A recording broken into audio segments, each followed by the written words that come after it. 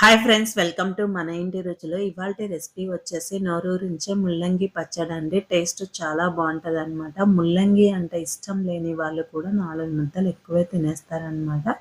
ఎలా ప్రిపేర్ చేయాలో చూద్దాము. ఫస్ట్ స్టవ్ మీద బాండీ పెట్టి 3 టేబుల్ స్పూన్ ఆయిల్ తీసుకోవాలన్నమాట. 2 టేబుల్ స్పూన్ల శనగపప్పు, 2 టేబుల్ స్పూన్ల మినప్పప్పు, 2 టేబుల్ స్పూన్ల పల్లీలు వేసుకొని ఫ్రై చేయాలన్నమాట. ఫ్రై అయిన తర్వాత ఒక 5-6 వెల్లుల్లి, 1 టీ స్పూన్ జీలకర్ర, 1 టీ స్పూన్ ధనియాలు, 12-15 ఎండుమిర్చి వేసి ఫ్రై చేయాలన్నమాట. లో ఫ్లేమ్లో ఫ్రై అయిన తర్వాత ఒక బౌల్లోకి తీసుకొని సపరేట్ చేయాలన్నమాట. ఆ వీడియో క్లిప్ అనేది మిస్ అయిందండి. అదే ప్యాన్లోకి ముల్లంగి, 2 మీడియం సైజు ఉల్లిపాయలు, కొద్దిగా చింతపండు, పావు టీ స్పూన్ పసుపు వేసి బాగా మిక్స్ చేసుకోవాలన్నమాట. ముల్లంగిని ఆయిల్లోనే ఫ్రై చేయాలన్నమాట. వాటర్ అనేది యాడ్ చేయకూడదండి. ఇలా ఆయిల్లోనే మూత పెట్టి మగ్గించుకోవాలన్నమాట.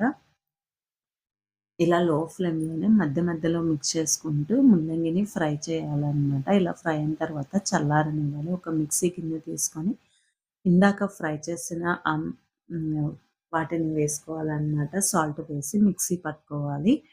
అదే మిక్సీ గిన్నెలోకి మనం చల్లారిన ముల్లంగి, ఉల్లిపాయ, చింతపండు ఇది కూడా ఉంది కదండి, ఈ ఫ్రై వేసేసి ఒక రెమ్మ కరివేపాకు, ఒక గుప్పెడు కొత్తిమీర వేసి మిక్సీ పట్టాలన్నమాట.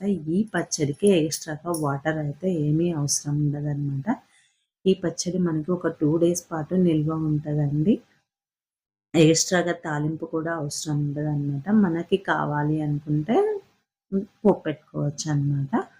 ఇలా వేడి వేడి అన్నంలోకి పచ్చడి, నెయ్యి వేసుకొని తింటే చాలా బాగుంటుందన్నమాట. ఒక్కసారి మీరు ట్రై చేయండి. మీకు ఎలా కుదిరిందో కూడా నాతో షేర్ చేసుకోండి ఫ్రెండ్స్.